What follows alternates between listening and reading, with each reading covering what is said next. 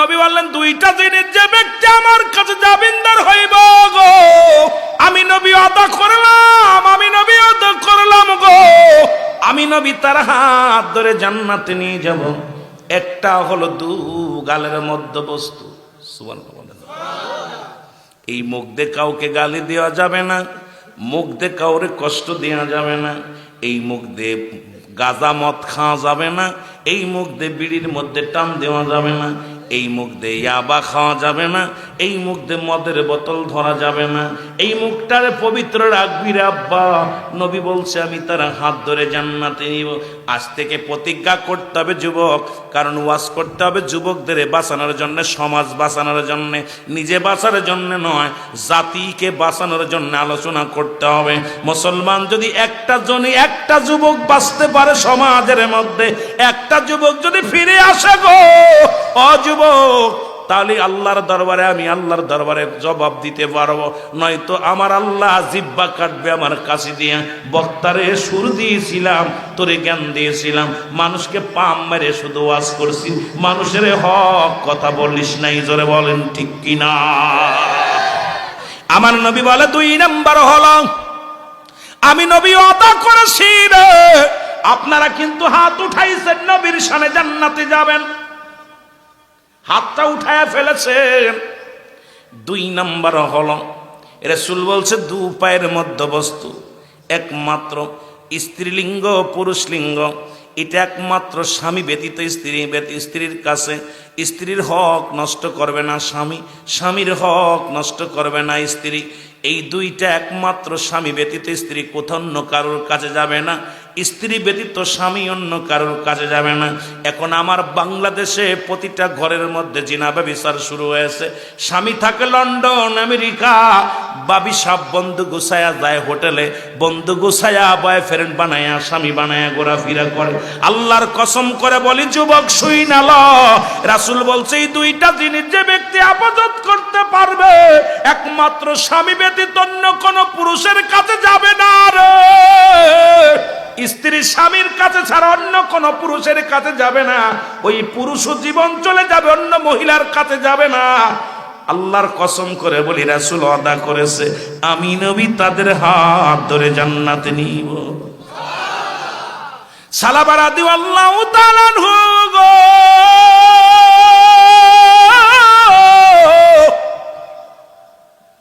উনি রাসূলুল্লাহর কদম থেকে আসতেছিল, রাস্তা দিয়ে যায়, হঠাৎ দেখে রে ওই এক বাড়ির সামনে দিয়ে যাইতেছিল, বাড়ির পর্দার কাপড় সরে গেছে, আর একটা মহিলা গোসল করা অবস্থা ছিল।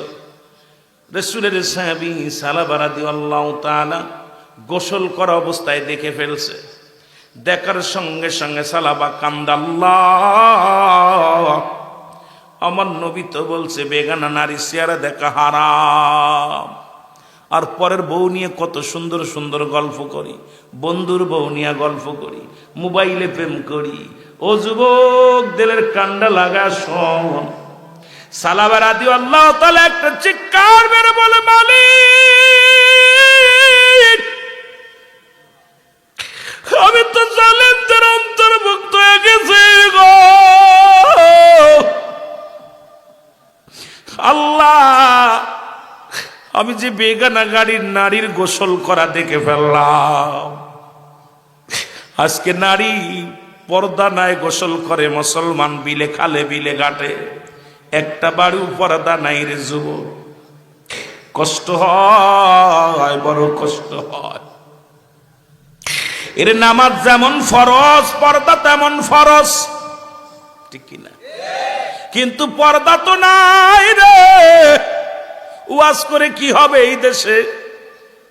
হবে একটা জিনিস হবে, বক্তার হবে বাড়ি গাড়ি, বক্তার সুর ভালো হলে টাকা বাড়ে প্রতিদিন রাত্রি, আর এই টাকা পাইয়া বক্তা 10 তলা 12 তলা ভিআইপি গাড়িতে চড়তে পারে, শ্রোতারে কিচ্ছু দিতেছি না, শ্রোতা শুধু আসন আর যাওন আর খাওন।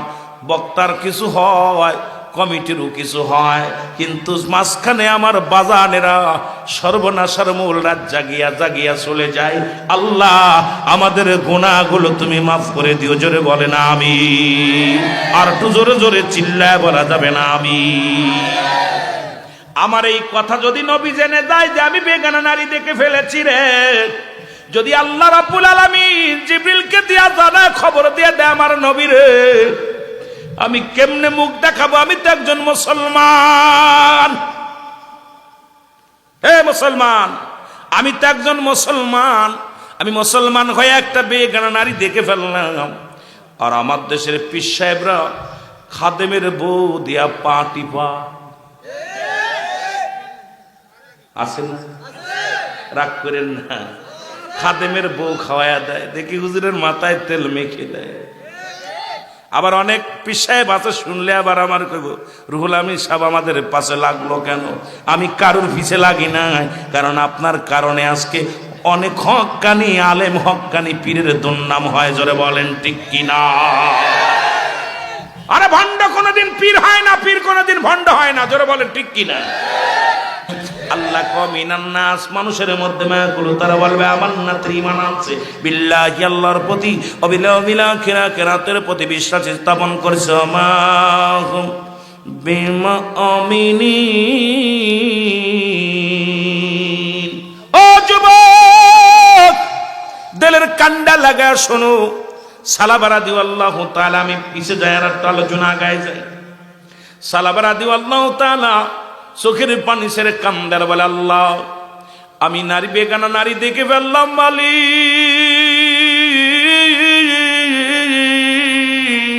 আমি তো আমার নফসের সঙ্গে জুলুম করে ফেললাম রে আল্লাহ।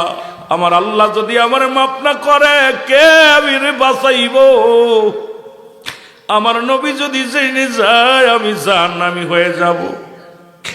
আদম নবী একটা ভুল করিয়া কেঁদেছিল, আমার সাথে পড়েন, রব্বানা যালামনা আনফুসানা ওয়া ইল্লাম তাগফির লানা ওয়া তারহামনা লানাকুনান্না মিনাল।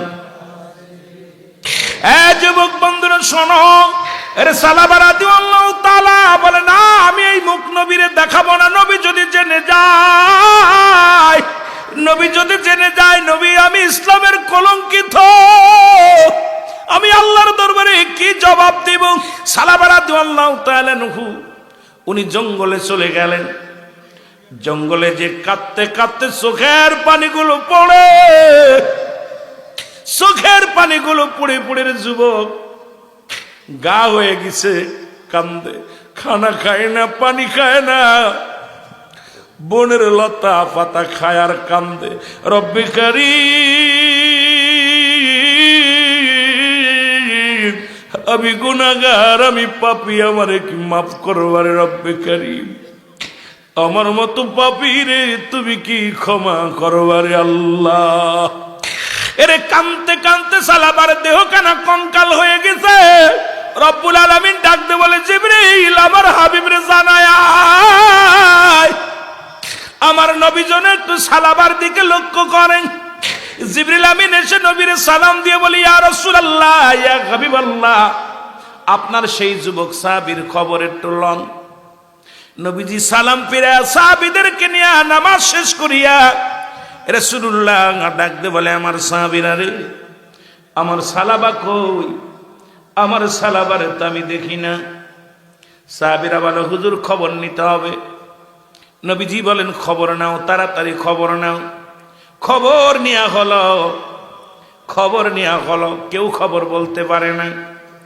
নবীজি বলেন, সাহাবীরা রে আয়, তাড়াতাড়ি আয়, না জানি মক্কা মদিনার কাফেরেরা আমার সালাবারে মেরে ফেলেছে।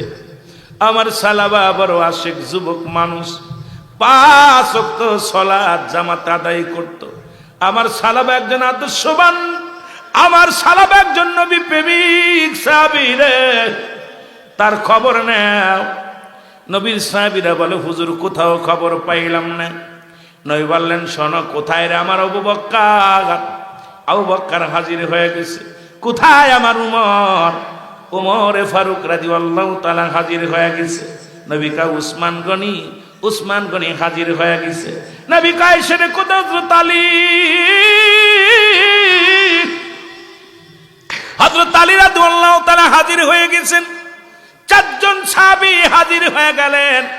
আমার নবী ডাক দিয়ে বলে, উমর রে, ওমর, ওমরে ফারুক রে, তুমি যাও হযরত আলীকে সঙ্গে করে নিয়ে যাও, পাহাড়ি অঞ্চলগুলো খবর নাও, না জানি আমার সালাবাকে হত্যা করে পাহাড়ে কোথায় রেখে দিছে। হযরত আবু বকর সিদ্দিক রাদিয়াল্লাহু তাআলা কে ডাক দিয়ে বলে, আবু বকর, আবু বকর রে, দেরি করিস না, আরে আমার সালাবার খবর লো, যা যা হযরত উসমান গনি রাদিয়াল্লাহু তাআলা আনহুকে লয়া চল, পাহাড়ের অলি গলির মধ্যে, এই মক্কা মদিনার অলি গলির মধ্যে ভালো করে খবর নাও, আমার সালাবা কি জিন্দা না মারা গেছে। যেমন আপনাদের এই মসজিদের ইমাম সাহেব মুসল্লিদের সঙ্গে একটা সম্পর্ক ভালো, নামাজ শেষ করার পর একদিন, দুদিন, 3 দিন যদি কোনো মুসল্লিকে না দেখে, ইমাম সাহেব সালাম ফিরে বলবে, ভাইজান অমুক মুয়াজ্জিম, অমুক মুয়াজ্জিম সাহেব, অমুক মুসল্লিরে তো দেখি না। এই জন্য নবী জামাতের গুরুত্ব দিছে। জামাতে নামাজ পড়লে মুসলমান, এই যে মিলন মেলা, নামাজে গেলে মুসল্লিদের সঙ্গে ইমাম সাহেবের একটা মিলন হয়ে যায়, দেখা হয়ে যায়, সাক্ষাৎ হয়ে যায়, পরস্পরের খবর নেওয়া যায়। জোরে বলেন ঠিক কিনা? আমার নবীর সাহাবীরা রওনা হয়ে গেল, কোথাও খুঁজে পায় না, সব জায়গা তন্ন তন্ন করে খুঁজলেন। হযরত ওমর ফারুক রাদিয়াল্লাহু তাআলা আনহু ডাক দিয়ে বলে, ভাই আলী, আলী রে, আমার নবীজি সালাবার জন্য বেকুল হয়ে আছে, কোথায় রে তারে পাই, না জানি মক্কা মদিনার মানুষেরা মেরে ফেলেছে, না জানি তারে দুনিয়া থেকে বিদায় করে দিছে। হযরত আলী বলে, না চলো যাই, একটু ওই পাহাড়ি অঞ্চলে যাই। পাহাড়ি অঞ্চলে যা ডাক দিয়ে বলে, রাখালেরা রে, কোথায় রে রাখালিরা, কোথায় রাখালিরা? আমি নবীর সাহাবী হযরত ওমর ফারুক রাদিয়াল্লাহু তাআলা বলতেছি, আমি হযরত আলী রাদিয়াল্লাহু তাআলা আনহু বলতেছি, তোমরা কি খবর দিতে পারবা আমার সালাবার নবীর সাহাবী, যুবক সাহাবী, এই সাহাবীর খবর তোমরা জানোনি? ডাক দিয়ে রাখালিরা বলে, নবীর সাহাবী গো, আমরা তো সালাবারে চিনি না, আমরা তো সালাবারে চিনি না। তবে আজ কটা দিন হয়ে গেল, দেখি একজন যুবক সাহাবী, কান্দনগত ব্যক্তি, এমন লম্বা চওড়া, দেখতে শুনতে অনেক সুন্দর চেহারা, সকাল বেলা কানতে কানতে পাহাড়ে ওঠে, সন্ধ্যা লেগে গেলে কানতে কানতে পাহাড় থেকে নামে। ইতিহাস সাক্ষী দেয়, নবীজি যার নাম রাখছে কান্দনগত সাহাবী, সেই সাহাবীর নাম হলো সালাবা রাদিয়াল্লাহু তাআলা আনহু। অনেক সময় সাহাবীরা বলতেন কান্দনগত সাহাবী, শুধু কানতেন আর কানতেন গুনাহ মাফের জন্য। শুধু একটা ভুল করেছে, বেগানা নারীর চেহারা দেখে ফেলেছে। জোরে জোরে চিল্লায়া বলা যাবে না আল্লাহু আকবার। আল্লাহর নবী সাহাবীরা বলে, রাখালিরা রে,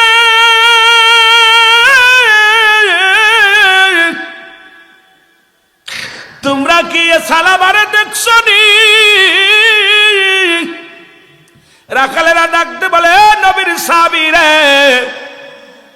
আমরা সালাবারে চিনি না, তবে লম্বা চওড়া একটা যুবক ওই পাহাড়ের গোয়ায় আসিয়া কান্দে। ওই যুবকের কান্না দেখে আমাদের পশু পাখিগুলো খানা ছেড়ে দিছে, আমাদের উটগুলো খানা খায় না, আমাদের বকরিগুলো খানা খায় না, দুম্বাগুলো খানা খায় না। ওই পাগলটার কান্না দেখে রে আমাদের পশুগুলো খানা ছেড়ে দিছে, ওর সঙ্গে কান্দে।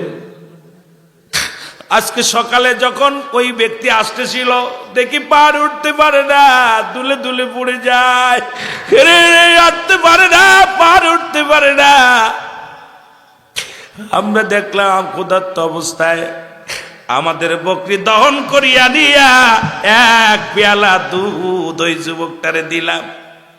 যুবকটা দুধটা হাতের মধ্যে নিয়া এমন ভাবে চোখের পানি ছেড়ে দিছে, এমন ভাবে চোখের পানি ছেড়ে দিছে রে, ওই পানিগুলো দুধের পেয়ালার মধ্যে পড়িয়া পড়িয়া দুধ আর চোখের পানি সমান হয়ে গেছে। জোরে জোরে চিল্লায়া বলা যাবে না আল্লাহু আকবার, আরো জোরে জোরে চিল্লায়া বলা যাবে না আল্লাহু আকবার। আমার যুবকেরা এমন কান্না কাঁদতেছিল, বাটির মধ্যে যত পরিমাণ দুধ দিয়েছিলাম তত পরিমাণ চোখের পানিগুলো পড়ে পড়ে দুধ আর পানি একাকার হয়ে গেছে। হযরত আবু বকর, হযরত আলী রে, হযরত মুসলমান শোনো, হযরত আলী রাদিয়াল্লাহু তাআলা ডাকতে বলে, ভাই উমর, ও আর কেউ না রে, ও আমাদের সালাবা, চলো যাই, তাড়াতাড়ি যাই। হযরত ওমর ফারুক রাদিয়াল্লাহু তাআলা ডাকতে বলে, রাখালেরা রে, কোথায় সেই যুবক সাহাবী, কোথায় সেই যুবক সাহাবী? বলে, ওই যে পাহাড়ে যায়া দেখে রে, পাহাড়ের মধ্যে সিজদায় পড়ে কান্দে, রব্বি কারীম, আমার গুনাহ কি মাফ করছো নিরে রব্বি কারীম, আমার গুনাহ কি মাফ করেছো? আমি অপরাধী, আমি গুনাহগার আল্লাহ, তোমার দরবারে আমি ফরিয়াদ করি, আমারে তুমি মাফ করে দাও। জোরে বলেন মারহাবা। পিছন থেকে সালাবারে সালাম দা, আসসালামু আলাইকুম। সালাবা, সালাবা শুধু হাও মাও করে কান্দে। সালাবা বলে, আলাইকুম আসসালাম, কে গো তুমি? সালাবারে তাকায়া দেখো, আমরা নবীর সাহাবী, আমি তোমার সামনে, আমি উমরে ফারুক তোমার সামনে হাজির হয়ে গেছি, আমি হযরত আলী রাদিয়াল্লাহু তাআলা হাজির হয়ে গেছি। যুবক বন্ধুরা শোনো, নবীজির সাহাবীদেরকে দেখিয়া সালাবা বুকের মধ্যে জড়ায়া ধরে কান্দের বলে, ভাই আগো, ভাই উমর রে, ভাই আলী, আগে খবর বলো, আমার কথা রাসূল কিছু বলছে কি না? আমার কথা জিবরিল আমিন নবীর কিছু জানায়া দিছেনি? আবার পাপের বিষয় তোমরা কি জানো? আমি যে অন্যায় করেছি এই কথা কি রাসূল জেনে গেছে কিনা? রাসূলকে জানাই দেয়া হয়েছে কিনা? আমার পক্ষে কোন কোরআনের নাজিল, কোরআনের কোন আয়াত নাজিল হয়েছে নি? আগে বলো গো। নবীর সাহাবীরা বলে, সালাবারে না, এমন তো কোনো কথা নবীজি বলেন নাই, সুতরাং তোমার বিপক্ষেও কোনো কথা বলে নাই, পক্ষেও কথা বলে নাই। সালাবা চলো। সালাবা উঠে দাঁড়াইতে পারে না, এত কঙ্কাল হয়ে গেছে। দুই সাহাবীর ঘাড়ে ভর করে রাসূলুল্লাহর কাছে চলে আসলেন। রাসূলের কাছে আনা হলো।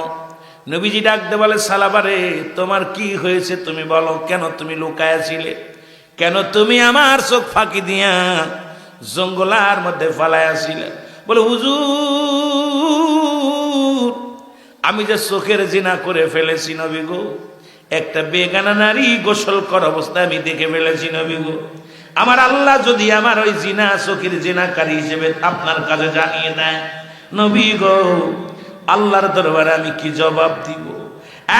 আজকে আমাজকেও ডাকলাম, ও মুসলমান নেটের মধ্যে, ও মুসলমান শোনো, একজন মাওলানা সাহেব তার নিজের ছাত্রীকে 5 মাসের অন্তঃসত্ত্বা বানিয়ে দিছে, আবার মাদ্রাসার নাম দিয়া এদের কি আল্লাহর ভয় নাই, কবরের ভয় নাই?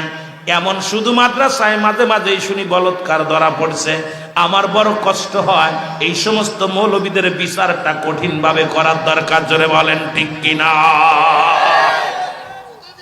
কারণ জিনার বিচার হলো মুসলমান শোনো, যদি কোন যুবক, কোন অবিবাহিত যুবক, অবিবাহিত যুবতী যদি জিনা করেন, অবিবাহিত নারী, অবিবাহিত পুরুষ যদি জিনা করেন, শাস্তির বিধান হলো 100 ডোরা তার গায়ের মধ্যে মারতে হবে।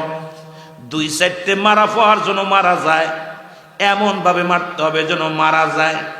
অবিবাহিত থাকার কারণে, অবিবাহিত নারী পুরুষ থাকার কারণে মারা গেলে তাদের গোসল করাতে হবে, এরপরে তাদের কাপড়ের কাপড় পরাইতে হবে, তাদের জানাজা পড়তে হবে, তারপরে তাদের মাটি দিতে হবে। বাকি যে বেতের আঘাতগুলো থাকবে, চাবুকের আঘাতগুলো থাকবে, এটা কবরের উপরে মারতে হবে। আর বিবাহিত যদি কোনো পুরুষ, কুমিল্লার বাবারা শোন, গোবিন্দপুরের বাবারা শোন, সোহাগাজীর বাবারা শোন, এই গোবিন্দপুর উত্তরপাড়া মা বোনেরা শোন, বাজানেরাও শোন, যদি কোনো বিবাহিত পুরুষ বিবাহিত নারী জিনা করে, যদি কোনো বিবাহিত নারী বিবাহিত পুরুষ জিনা করে, শাস্তির বিধান হলো ওই পৃথিবীর মধ্যে সর্বপ্রথম তাদের বুক পর্যন্ত মাটির নিচেই পুঁততে হবে, কঙ্কার মারতে হবে, যতক্ষণ পর্যন্ত মৃত্যুবরণ করবে না, মারা বন্ধ হবে না, তাদেরকে মারতে হবে, পাথর ছুঁড়ে মারতে হবে, ইট পাটকেল যা পাবেন তাই মারবেন। যখন মারা যাবেন নিশ্চিত হয়ে গেছেন মারা গেছে, মারা যাওয়ার পর একেইবার মাটি করে উপরে উঠাইতে হবে। উঠাইয়া কোনো বিবাহিত নারী বিবাহিত পুরুষ কোনো জানাজা পাবে না, বিবাহিত নারী বিবাহিত পুরুষ কোনো কাফন পাবে না, বিবাহিত নারী বিবাহিত পুরুষ কোনো দাফন পাবে না, কবর দেওয়া যাবে না, কোনো গোরস্থানে শোয়ানো যাবে না। বিবাহিত হওয়ার কারণে যদি কোনো নারী পুরুষ জিনা করে ফেলে, ও মুসলমান শুনে নাও, এদেরকে কখনো গোরস্থানে তার দিবালয়ে মানুষের সামনে কুকুর শিল দিয়ে লাশটা খাওয়াইয়া দিতে হবে। জোরে বলো আল্লাহু আকবার। কোন সন্তান জিনা করলে খবরদার, ওর মামলা লড়বি না, ওকে যায়ার একবারে করে দিবি, খাতায় লিখে দিব সন্তান আমার না, ত্যায্য করে দিলাম, ওকে যেন ফাঁসি দেওয়া হয়, ওকে যেন কুকুর শেল দেখায় দেওয়া হয়, যদি বাঁচতে চাও কবরে। না হলে ওই সন্তানের কারণে তোমার জীবন বরবাদ। ছেলে মেয়ে তো আমানত রাখছে, ওটা আপনার না, আমানত। খেয়ানত করার অধিকার আপনার নাই, খেয়ানত করার অধিকার না। ছেলে কার, মেয়ে কার, সব আল্লাহর। জোরে বলেন কার? আর আপনি মামলা দিচ্ছেন, যে মেয়ে জিনা করে, যে ছেলে জিনা করে, তার পক্ষ নিয়ে আদালতে যান। লজ্জা করেন? আপনার লজ্জা করা উচিত। যদি বিন্দু মাত্র আল্লাহর ভয় থাকতো, বিন্দু মাত্র জাহান্নামের ভয় থাকতো, বিন্দু মাত্র মরণের ভয় থাকতো, জিনাকারীর পক্ষে সাফাই জীবনে গাইতেন না। জোরে বলেন ঠিক কিনা? জিনাখোর, সুদখোর, ঘুষখোর, এদের পক্ষ জীবন নিতেন না। মারা যাবেন, এদের পক্ষ নিবেন না। পুলিশ প্রশাসন টাকা খায়, আমার দেশের পুলিশরা হা করে থাকে, আমার দেশের প্রশাসন হা করে থাকে, আমার দেশে উকিলরা হা করে থাকে, আমার দেশে জজেরা হা করে থাকে, বিচারক হা করে থাকে টাকা খাওয়ার জন্য। আর আমরাও কপাল পুরা টাকাগুলো দিতেছি। জোরে বলেন ঠিক কিনা? জোরে বলেন ঠিক কিনা? রাসূলুল্লাহ বলেন, সালাবারে কি হয়েছিল বলো, মনে আসেনি? সালাবা বলি, ইয়া রাসূলুল্লাহ, ইয়া হাবিবাল্লাহ, আমি মনের জানতে ভুল করে ফেলেছি। নবী বলেন, সালাবারে তোমার এই পাপের কথা রব্বে কারীম আমারে কিছু জানাই নাই, সুতরাং তোমাকে ক্ষমা করেছে আমার আল্লাহ। যদি ক্ষমা না করতো, কারণ তুমি অন্যায় করেছো, অনুতপ্ত হয়েছো, মনের অজান্তে দেখা পড়ো তুমি অনুতপ্ত হইয়া গর দরজা ছেড়ে দিয়া জঙ্গলায় ঠিকানা বানায় নিছো। জোরে বলেন আল্লাহু আকবার। নবীজি বললেন, সালাবারে তুমি তাও কালেমা পড়ো আবার, আশহাদু আল্লা ইলাহা ইল্লাল্লাহু ওয়াহদাহু লা শারীকা লাহু আশহাদু আন্না মুহাম্মাদান আবদুহু ওয়া রাসূলুহু। সালাবা রাদিয়াল্লাহু তাআলা কালেমা পড়ার সঙ্গে সঙ্গে সালাবা বলতেছি, ইয়া রাসূলুল্লাহ, ইয়া হাবিবাল্লাহ, আমার কেমন কেমন যেন লাগে।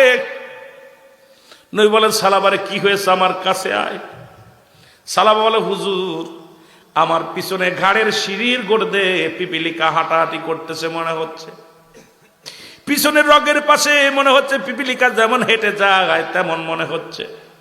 আমার নবী চোখের পানি আর ধরে রাখতে পারে নাই, নবীজি টাস করে জমিনের ভিতরে পানি ছেড়ে দিছে, ডাক দিয়ে বলে, সালাবারে,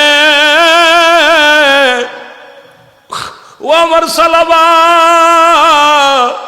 তোমার কাছে আজরাইল আলাইহিস সালাম হাজির হয়ে গেছে রে সালাবা। আর বেশিক্ষণ আমার সালাবা আমাদের মধ্যে নাই।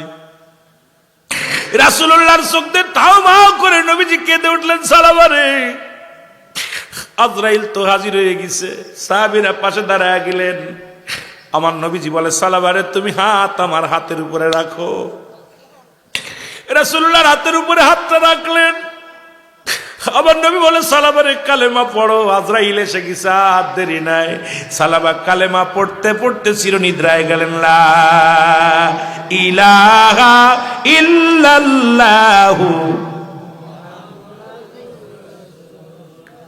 সাল্লাল্লাহু আলাইহি ওয়াসাল্লাম। সালাবা রাদিয়াল্লাহু তাআলা চিরনিদ্রায় গেলেন। রাসূলুল্লাহ সালাবার বুকের ভিতরে নিয়ে হাউ হাউ করে কেঁদে বলে, সাহাবীরা রে,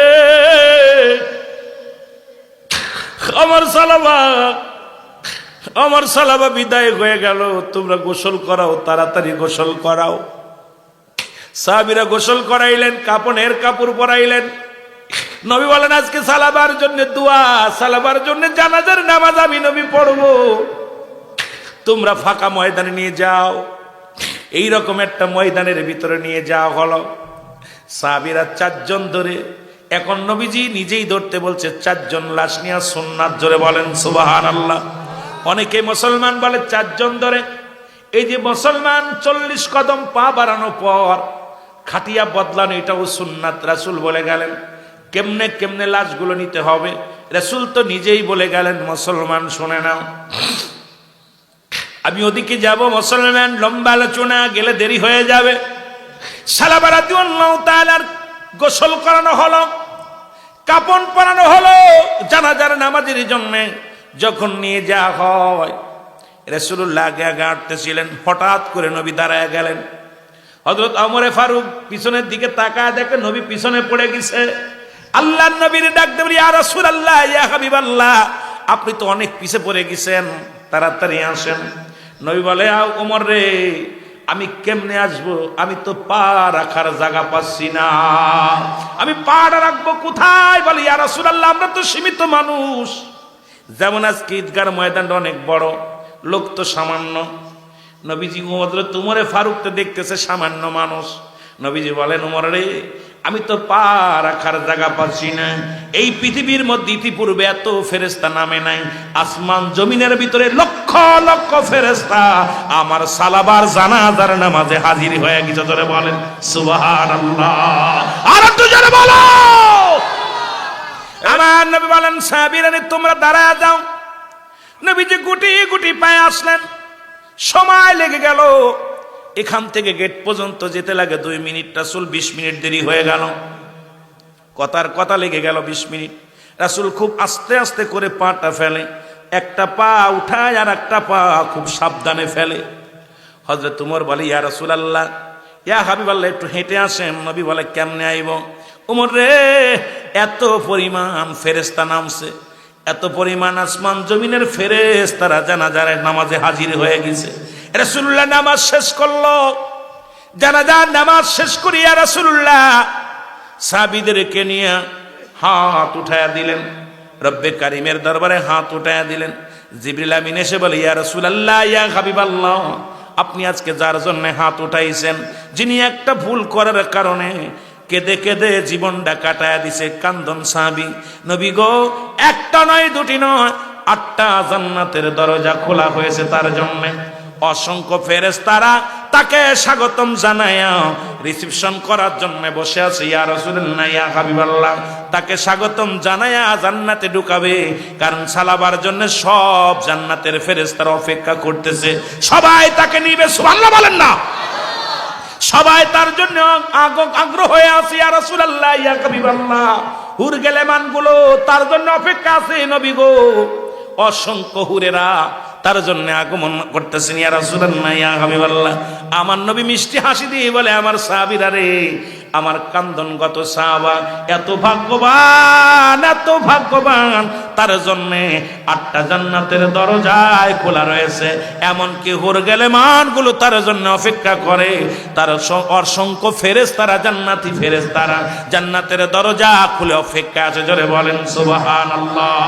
এ আমার যুবক ভাইরা শুনে রাখো, এই জন্য বলি, যুবক বয়সে একবার আল্লাহ বলা, যুবক বয়সে একবার আল্লাহ বলা, আর বুড়ো বয়সে 1000 বার বলা সমান হবে না। আর বুড়া হয়ে গেলে ভুলে যায়, বুড়া হয়ে গেলে সবকিছু বোধ শক্তি কমে যায়। এই জন্য যুবক বয়স ইবাদত বন্দেগী আল্লাহর কাছে বড় দামি। আর সেই যুবক বয়সে তোরা মোবাইল নিয়ে ব্যস্ত, যুবক বয়সে আজকে সেরি নিয়ে ব্যস্ত, যুবক বয়সে মদ গাঁজা নিয়ে ব্যস্ত। আমি তোদেরকে আহ্বান করব, তোদের পায়ে ধরে বলে যাব, যুবক আয়, ফিরে আয়। যে সমাজের যুবকগুলো আল্লাহ আল্লাহ হয়ে গেছে, এই সমাজ থেকে দুর্নীতি দূর হয়ে গেছে, ধরে বলেন ঠিক কিনা? একমাত্র দেশ জাতিকে বাঁচাইতে পারে, সমাজকে বাঁচাতে পারে যুব সমাজ। আজকে যে যুবকগুলো আসিস, তোরা যদি 5 ওয়াক্ত নামাজ জামাতে আসিস, তোকে দেখা দেখি বুড়োগুলো আসবে, ছোটগুলো আসবে। এই জন্য যুবকরাই পারে সমাজ। এলাকার মধ্যে গান হতে দেব না। নিয়ত করবো যে আজ থেকে এই গ্রামে কোনো গান বাজনা বাজতে দেব না। নিয়ত করবো এই মহল্লার মধ্যে কোন রকম অন্যায় সহ্য কোনো কোনো জিনাবা বিচার চলবে না। যুবকরা ঐক্যবদ্ধ হয়ে সমাজ পরিচালনা করলে এই সমাজে পুলিশ লাগবে না, দারোগা লাগবে না, এমপি লাগবে না, মন্ত্রী লাগবে না। এই সমাজ পাল্টে দেওয়ার জন্য আমার যুব সমাজের দরকার। জোরে বলেন ঠিক কিনা? আরো জোরে বলেন ঠিক কিনা? এ জীবন জীবন নয়, এমন একটা জীবন আসবে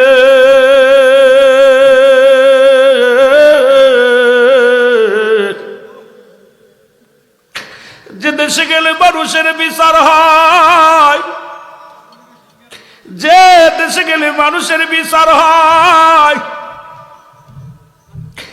আবার যুবকরা 3টা বিপদ। নাম্বার 1 হলো মানুষের মরণ,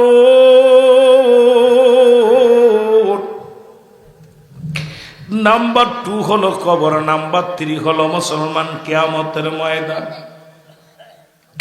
আবার ভাইয়েরা আমার, বন্ধুরা আমার, এই মরণের কথা বলতে গেলে বড্ড কষ্ট হয়। আল্লামা মুফতি আমজাদ আলী সাহেব একটা কিতাব লেখলেন, কিতাবের নাম বারে শরিয়াত। এই কিতাবের মধ্যে লিখতে যা বললেন, দুনিয়ার মানুষ শোনো,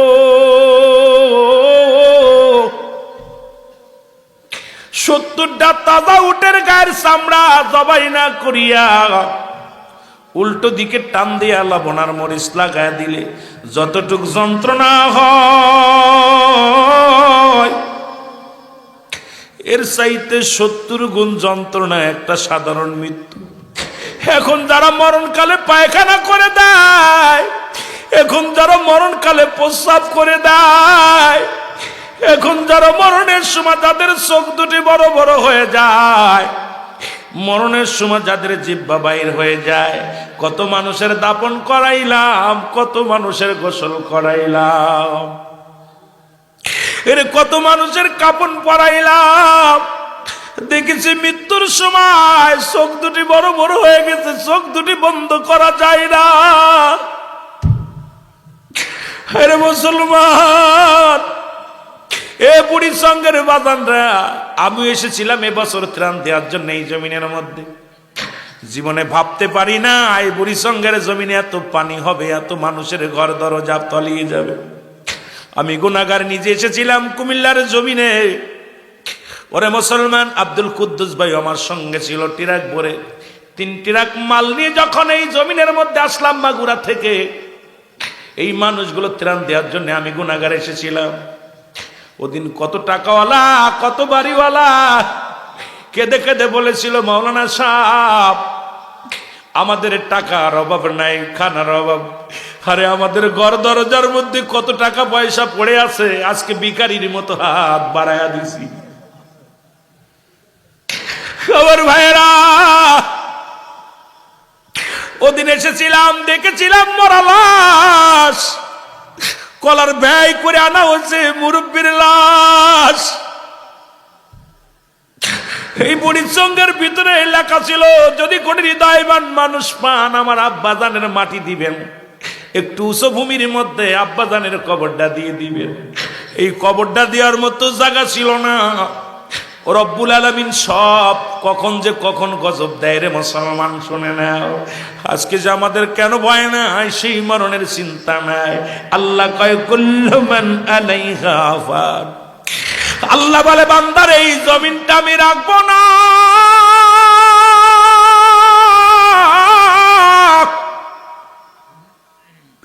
এই জমিনের মধ্যে যত মাটি আছে মাটিগুলো পুড়ে আমি তামা বানায়া দিব।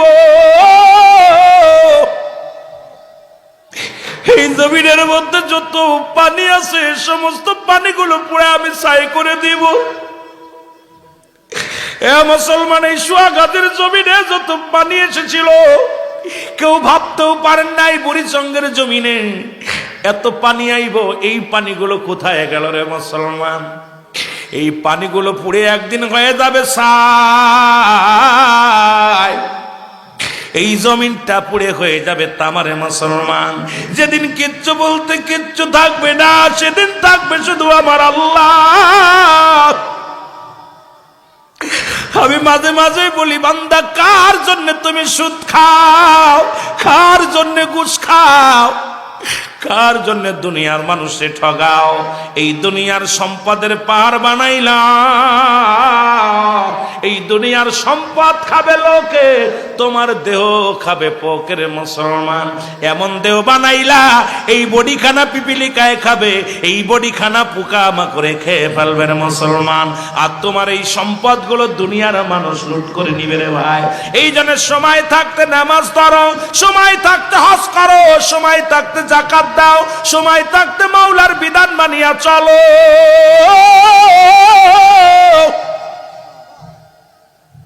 যদি কবরে বাঁচতে চাও,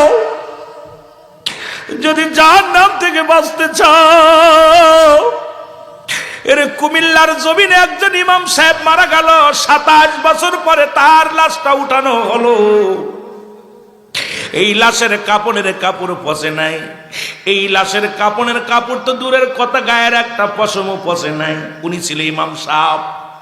ওই পদ্মার হাট বেরিয়ে ওই রাস্তা করতে যায়, লাশটা উত্তোলন হলো। তার সন্তানকে জিজ্ঞাসা করা হলো, সন্তান বলল, আমি আর আব্বা জান জীবনে তাহাজ্জুদের নামাজ ছাড়ে নাই।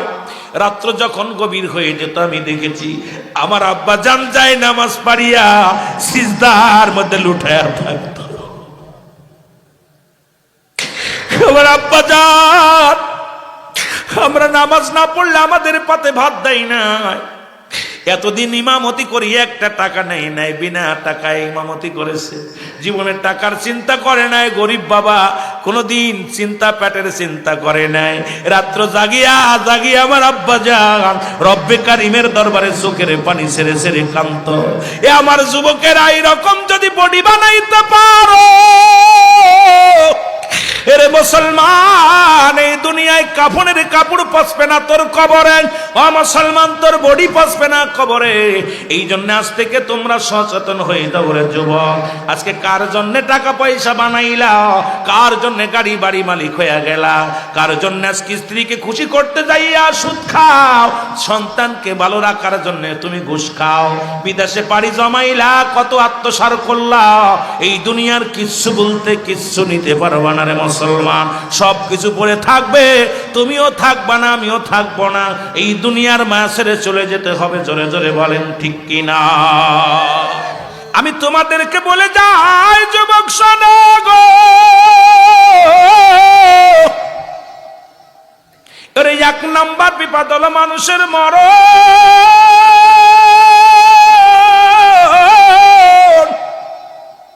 ওই সহজ মৃত্যু যদি এত কঠিন হয়, তাহলে মরণের সময় যারা পায়খানা প্রস্রাব করে দেয়, কত মানুষের গোসল করাইলাম, ওরে গোসল করানোর সময় দেখেছি মুসলমান পায়খানা করে দিছে, প্রস্রাব করে দিছে। চোখ দুটি বন্ধ করা যায় না, জিহ্বাটা বড় হয়ে গেছে, ভিতরে আর দেওয়া যায় না, নাক মুখ দিয়ে রক্ত বাইর হয়, হাত পা বেঁকা হয়ে যায়। কত বাবার পাটা বেঁকা হয়ে গেছে, রশি দিয়ে বাঁধা হয়। আল্লাহ, তুমি কেউ এমন মরণ আমাদের দিও না, ওই কষ্টের মরণ আমাদের দিও না। ইদ্রিস আলাইহিস সালাম জান্নাতের মধ্যে আছে। ইদ্রিস আলাইহিস সালামকে ডাক দিয়ে বলে, বন্ধু তুমি কেমন আছো? ইদ্রিস আলাইহিস সালাম ডাক দিয়ে বলে, রব্বি কারীম,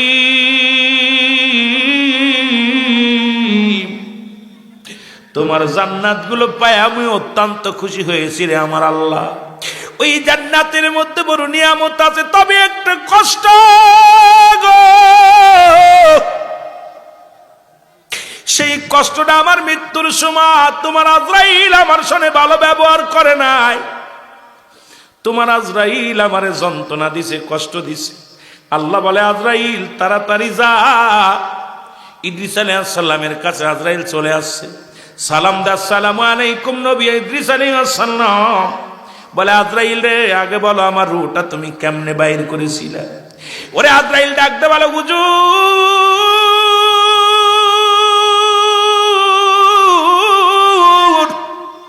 আমি এত বড় দানব, পৃথিবীর সমস্ত পানি যদি আমার মাথায় ঢেলে দেওয়া হয় একটু পানি গড়ায়া পড়ে না জমিনের মধ্যে। আমি এত বড় দানব, সবার জান কবজ করতে আমি দুনিয়ার মধ্যে আসি না, একমাত্র ইমানদারের জান্নাতীদের জান বাইর করার জন্য আমি জমিনের মধ্যে আসি। জাহান্নামীদের জান আমি কবজ করি আসমানে থাকিয়া। এত জোরে একটা টান মারি, এমন জোরে একটা হুক্কার মারি গো, কলিজাটা বাইর হয়ে যায়, নাক মুখ দিয়ে রক্ত বাইর হয়ে যায়, এর পায়খানা প্রস্রাব করে দেয়। ওই মৃত্যু যন্ত্রণা সহ্য করতে পারে না, বড় কষ্ট হয়। আল্লাহ নবী ইদ্রিস আলাইহিস সালাম বলে আজরাইল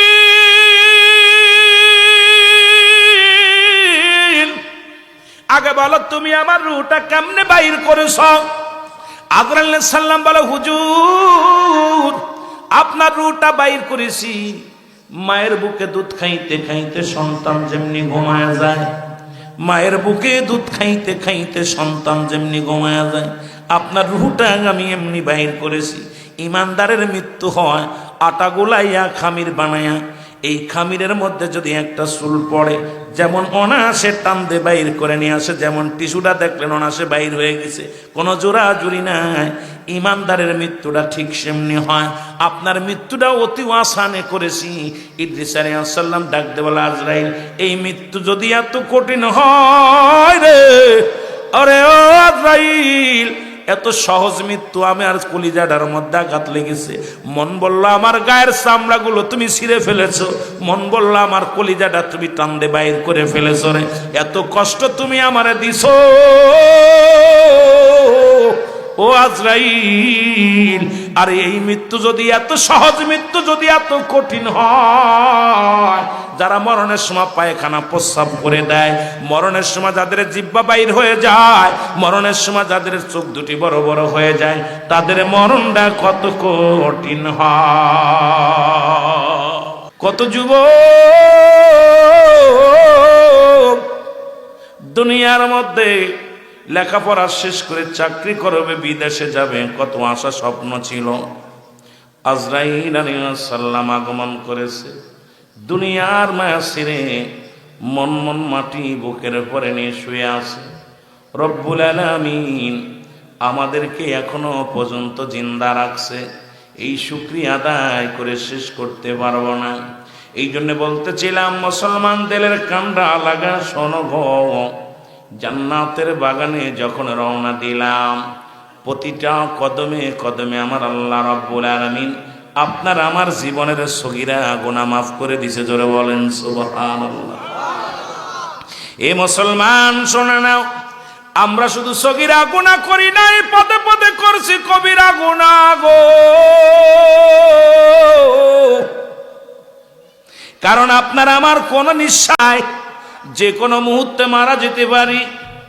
হয়তো আজকের রাত জীবনের শেষ রাত, হয়তো আজকের মাহফিল জীবনের শেষ রাত।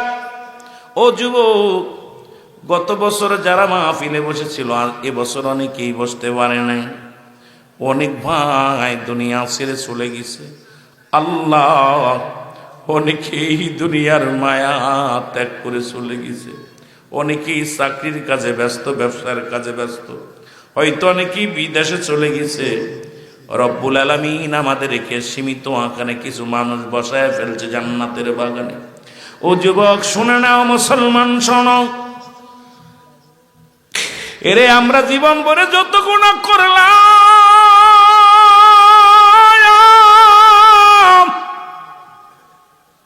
ওরে জান্নাতের বাগানে রওনা দেওয়ার কারণে সগীরা গুনাহ মাফ করলাম গো।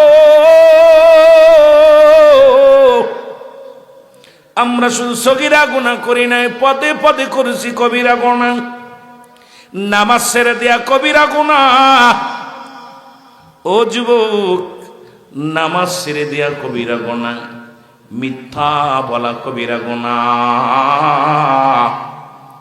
এর নামাজের ধার তো আমরা ধারি না। এক ওয়াক্ত নামাজ কাজা গেলে ৮০ খুতবা পরিমাণ জাহান্নাম। যার এক খুতবা পরিমাণ হলো ২,৮৮,০০,০০০ বছরের মুসলমান। একটা খুতবা পরিমাণ যদি এতদিন জাহান্নাম হয়, আপনার আমার জীবন থেকে কত নামাজ ছুটে গেল। জান্নাত তো পাওয়া সম্ভব নয়, সম্ভব নয়। আমার বাজানেরা দেলের কান্ডা লাগা শুনে নাও। আমার ভাইরা, আমার মিথ্যা বলা কবিরা গুনাহ, বেগানা নারীর সঙ্গে দেখা দেয়া কবিরা গুনাহ, বেগানা পুরুষের সঙ্গে দেখা দেয়া কবিরা গুনাহ। এই ওয়াজ তো বাংলাদেশে চলবে না। এই ওয়াজ যদি হয়, অধিকাংশ ইমাম সাহেবের চাকরি চলে যাবে, অধিকাংশ মৌলানার চাকরি চলে যাবে। এক কথায় শরিয়াত মোতাবেক আজকে যদি ওয়াজ করা হয়, কারণ যাদের সঙ্গে দেখা দিয়া জায়েজ তাদের সঙ্গে বিয়ে করা হারাম, যাদের সঙ্গে দেখা দিয়া হারাম তাদের সঙ্গে বিয়ে করা জায়েজ। আজকে আমরা কত না মুসলমান, অফিস আদালত কত না আমরা করতেছি রে মুসলমান। কত বেগানা নারীর সঙ্গে অফিস করি, কত বেগানা নারীর সঙ্গে মুসলমান কথাবার্তা বলি। আরে কত গুনাহ করলাম। বেগানা পুরুষের চেহারা দেখা হারাম, বেগানা নারী চেহারা দেখা হারাম। এত গুনাহ করলা যুবক, শুই না লাও, দিলের কান্ডা লাগা শোনো গো। আসমান থেকে খালি জায়গা পর্যন্ত গুনাহ আর গুনাহ করলা। আল্লামা কুতুবী রাহমাতুল্লাহ বয়ান করে, বান্দা যখন এই গুনার কথা মনে করি, এখনো বান্দা আল্লাহর দরবারে খাস তওবা করে আল্লাহ বলে ডাক দেয়।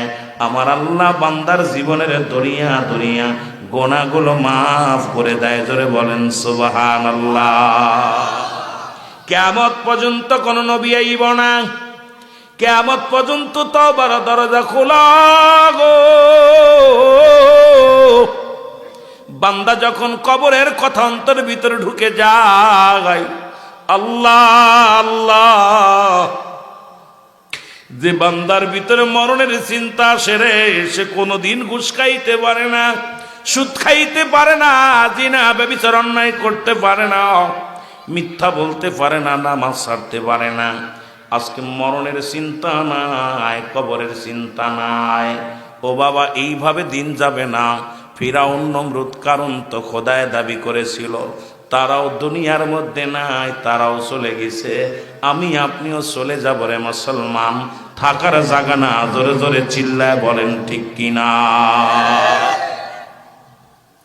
আল্লামা মুফতি মুসলমান কুতুবী রাহমাতুল্লাহ বয়ান করে, দুনিয়ার মানুষ শোনো, আসমান থেকে খালি জায়গা পর্যন্ত যত গুনাহ করছো গো, এই গুনার কথা মনে করে বান্দা যখন খাস তওবা করে আল্লাহ বলে ডাক দেয় রে, বান্দা যখন আল্লাহ বলে ডাক দেয়, আল্লাহ রাব্বুল আলামিন বান্দার জীবনের সমস্ত গুনাহগুলো মাফ করে দেয়। জোরে বলেন মারহাবা।